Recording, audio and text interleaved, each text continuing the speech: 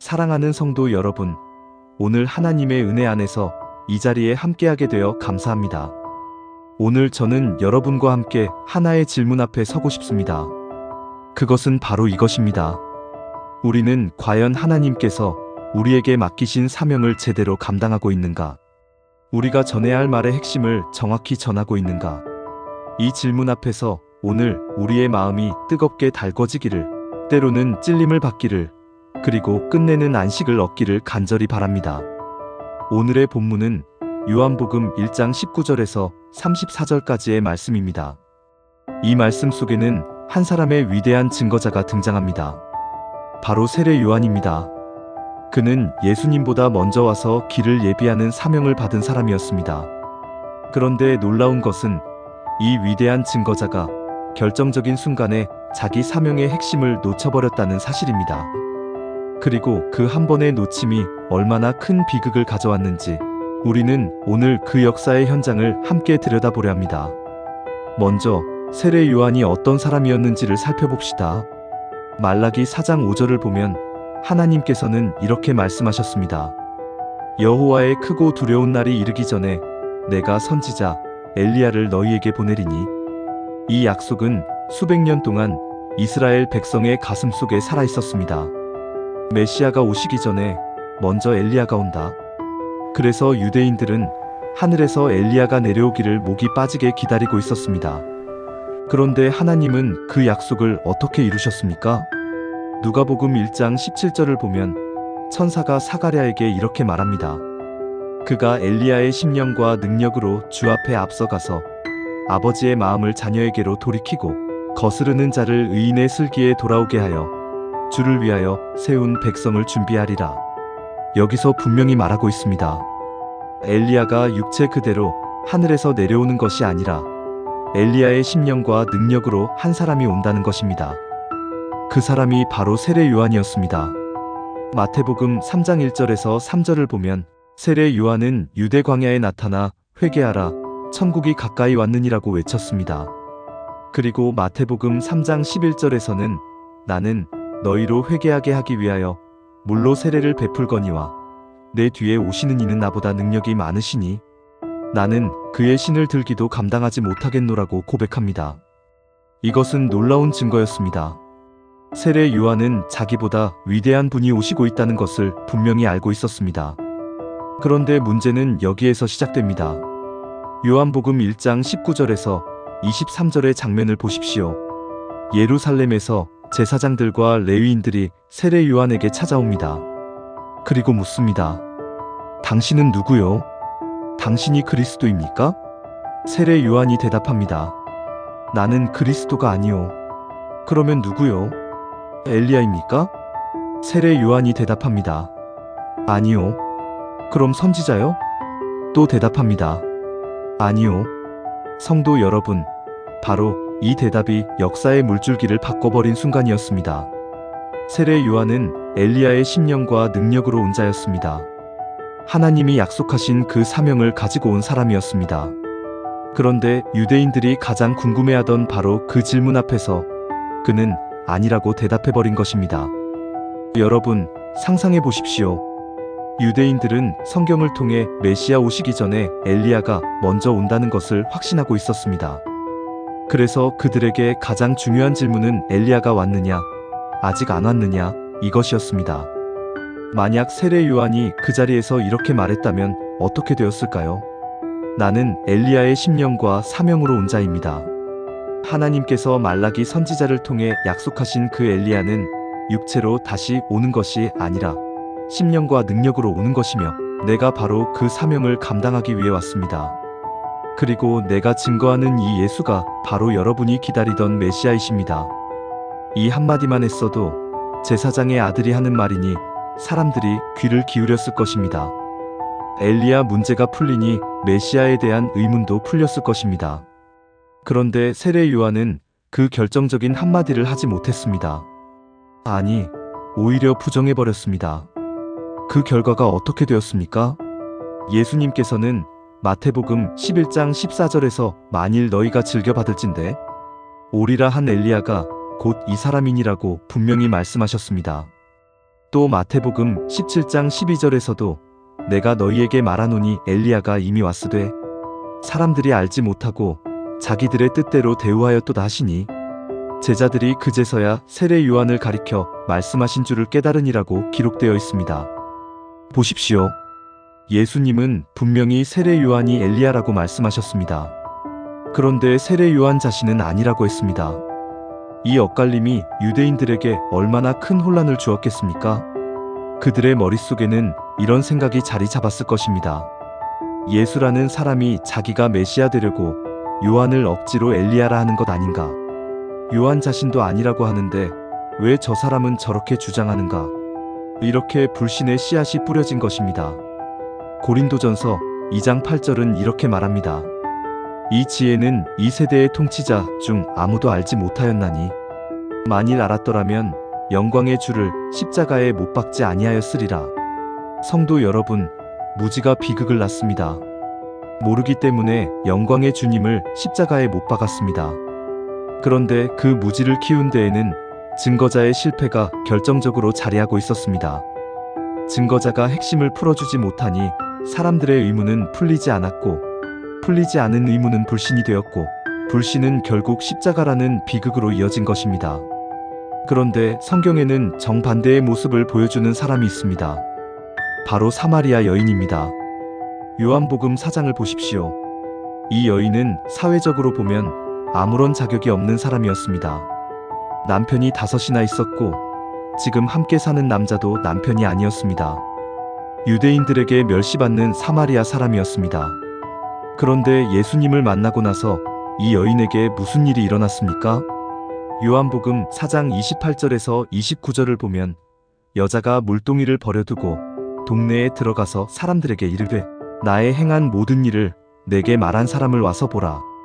이가 그리스도가 아니냐 하니 이 여인은 자기가 만난 예수님이 어떤 분인지를 자기 삶의 체험으로 증거했습니다.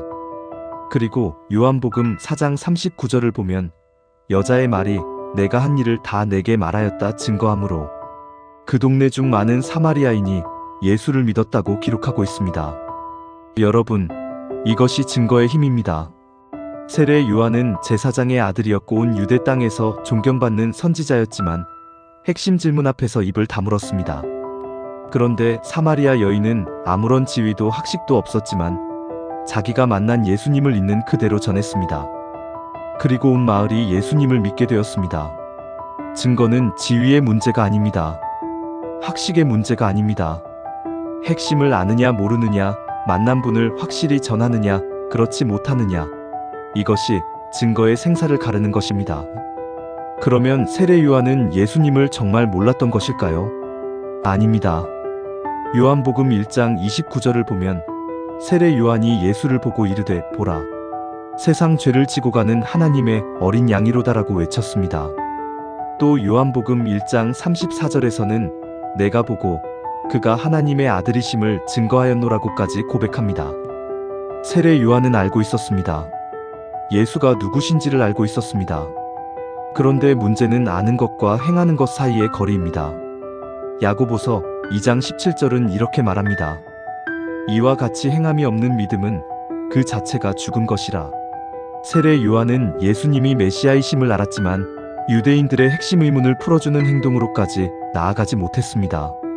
알았지만 확실히 행하지 못한 것입니다. 더 안타까운 것은 마태복음 11장 2절에서 3절에 기록된 장면입니다. 요한이 옥에서 그리스도의 하신 일을 듣고 제자들을 보내어 당신이 오실 그이입니까? 우리가 다른 일을 기다리오리이까 하고 물었습니다. 세상 죄를 지고 가는 하나님의 어린 양이라고 외쳤던 그 입으로 감옥에서 다른 일을 기다려야 합니까? 하고 묻고 있는 것입니다. 어떻게 이렇게 흔들릴 수가 있습니까? 성도 여러분, 이것이 확실히 모르는 사람의 모습입니다. 핵심을 놓치면 아는 것 같아도 흔들리게 됩니다. 외치는 것 같아도 중심이 없게 됩니다. 이에 대해 예수님께서는 마태복음 11장 7절에서 11절에서 이렇게 말씀하셨습니다. 너희가 무엇을 보려고 광야에 나갔더냐? 바람에 흔들리는 갈대냐? 내가 진실로 너희에게 말하노니 여자가 낳은 자 중에 세례 요한보다 큰 이가 일어남이 없도다. 그러나 천국에서는 극히 작은 자라도 그보다 크니라. 이 말씀에 예수님의 안타까움이 묻어 있습니다. 세례 요한, 그는 분명 위대했습니다. 그러나 자기 사명의 핵심을 끝까지 붙들지 못했기에 천국의 기준에서는 작다고 하신 것입니다. 요한복음 4장 23절에서 24절에서 예수님은 이렇게 말씀하십니다. 아버지께 참되게 예배하는 자들은 영과 진리로 예배할 때가 오나니 곧 이때라.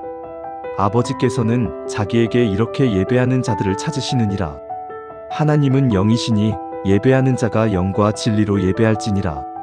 이 말씀은 사마리아 여인에게 하신 것이지만 사실은 모든 시대의 모든 신앙인을 향한 선언이기도 합니다. 형식이 아니라 진리 안에서, 관습이 아니라 영 안에서 예배하라는 것입니다. 유대 종교 지도자들은 성전 안에서의 제사와 제물과 의식만이 올바른 예배라고 생각했습니다. 그런데 예수님은 그 틀을 완전히 깨십니다. 하나님께서 찾으시는 예배는 건물 안에 갇힌 예배가 아니라 진리를 알고 진리 안에서 드리는 예배라는 것입니다. 그리고 바로 이 진리가 무엇인지를 정확히 전하는 것이 증거자의 사명이었습니다. 사랑하는 성도 여러분, 이 말씀을 우리 자신에게 비춰봅시다. 우리도 하나님의 증거자입니다. 베드로전서 2장 9절은 이렇게 말합니다. 그러나 너희는 택하신 족속이요 왕같은 제사장들이요 거룩한 나라요 그의 소유가 된 백성이니 이는 너희를 어두운 데서 불러내어 그의 기이한 빛에 들어가게 하신 이의 아름다운 덕을 선포하게 하려 하심이라. 우리가 택함 받은 이유가 무엇입니까? 선포하게 하려 하심이라.